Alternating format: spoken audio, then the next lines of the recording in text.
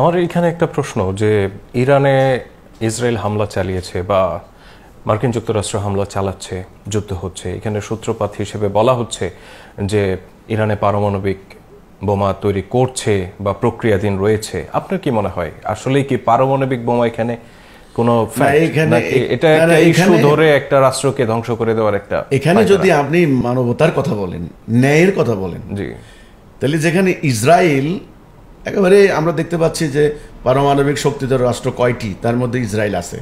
প্রায় 250-র উপরে তাদের পারমাণবিক বোমা, তারা পরীক্ষা নিরীক্ষা করেছে, তারা পারমাণবিক বোমা নিয়ে ঘুমাচ্ছে, স্থাপনাও নির্মাণ করেছে, প্রযুক্তি তারা ডেভেলপ করছে। তো ইরান করতে পারবে না কেন? এখানে যদি আপনি নিরপেক্ষ কথা বলতে চান, ইরান যদি করতে যায় তাহলে ইরানের দোষ হবে কেন? এখানে তোমরা করছো, তাহলে ইরান করতে পারবে না? ইংল্যান্ড করতে পারে, ফ্রান্স করতে পারে, আমেরিকা করতে পারে, চীন করতে পারে, তাদের জাতীয় নিরাপত্তার কথা বলে। রাশিয়া করতে পারে পারমাণবিক স্থাপনা বা পারমাণবিক বোমা, প্রায় রাশিয়ার আছে প্রায় 7000-এর কাছাকাছি, যদ্দূর আমরা মিডিয়াতে আসে এগুলি পাই। সেখানে আমেরিকার আছে প্রায় 7000-এর কাছাকাছি, 6500, 6800 এরকম। তো ইরান পারমাণবিক বোমা বানাইলে ইরানের সমস্যা হবে কেন? আজকে দুনিয়াটা আধিপত্য বিস্তারের লড়াই। এখানে আমার সব থাকবে, আমার অর্থনৈতিক আধিপত্য, আমার সামরিক আধিপত্য, আমার কর্তৃত্ব, আমার সভরেন্টি থাকবে। তোমরা সবাই আমার গোলামি মেনে নিবা। যারা গোলামি মানবে না তাদের কোনো কিছুই সহ্য করবে না, কথা শেষ।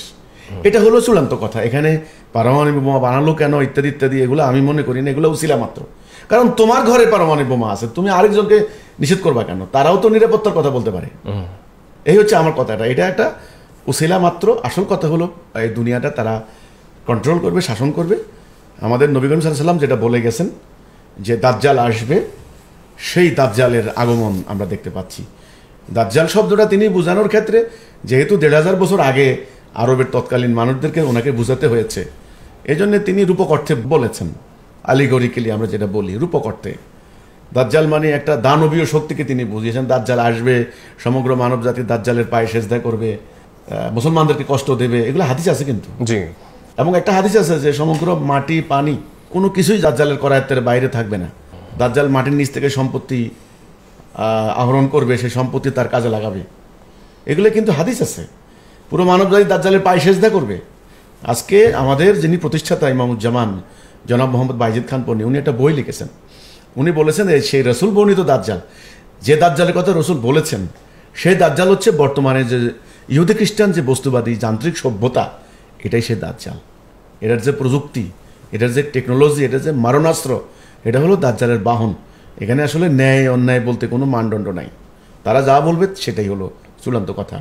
তো কাজে এই দাজ্জালের এই শক্তি, সামর্থ্য, প্রযুক্তি, অস্ত্রের সামনে দুনিয়া অসহায়, অচল। এখানে ওই ইরান পারমাণবিক বোমা বানাচ্ছে, তাহলে আমেরিকা B-2 বিমান এসে ইরানের পারমাণবিক স্থাপনায় হামলা করে ধ্বংস করে দিলা কোন যুক্তিতে, কোন চুক্তিতে, কোন ইয়েতে? এটা তো কেউ জিজ্ঞাসা করার কেউ নাই।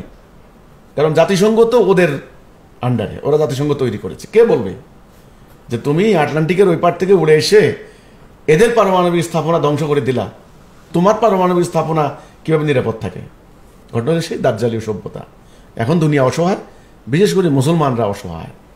মুসলমানরা আজকে স্তম্ভিত যাকে বলা হয়, তারা আজকে সন্ত্রস্ত, আজকে তারা হতবাক, হতাশ, নিরাশ। এই হচ্ছে ব্যাপারটা। এটা দাজ্জালীয় শক্তির আবির্ভাব।